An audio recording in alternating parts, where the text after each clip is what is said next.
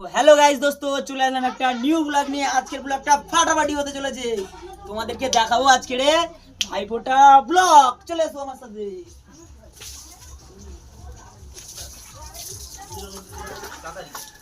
আমার দিদি চলে এসছে, দেখে নাও।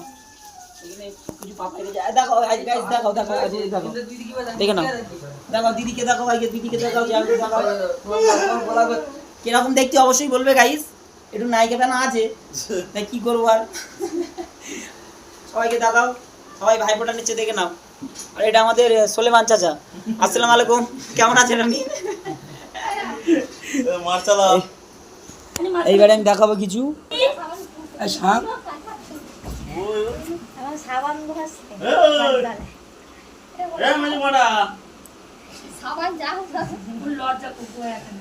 দুদিন দাও মাকে না, সাবানটা ভালো আছে, চিটে খাইনি আজকে মেয়েকে কাকার জায়গায়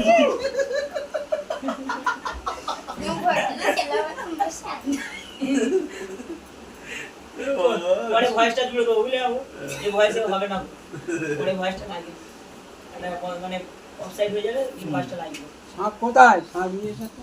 আমি শাক বাইরে দিচ্ছি, শাকটা কই? ভাই শাকটা দাও। সকাল আটটা কই, ঠিকই বলেছে, শাক ছাড়া আমার নিচে নিচে থাকে গামলি আছে। তুই মিষ্টি খাও, তুই করো। তুই কি করতে পারো?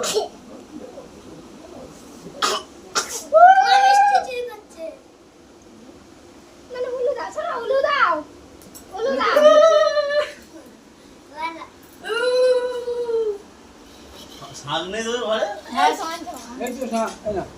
আমি কোন শাক ভাজাতে পারি? আমার গায়ে মুছবে তো এবারে। কে বাজার? এই যাও গাছ দাও শাকটা। আকাশ গামছাটা দে, গামছা আমায় কেমন লাগছে রে?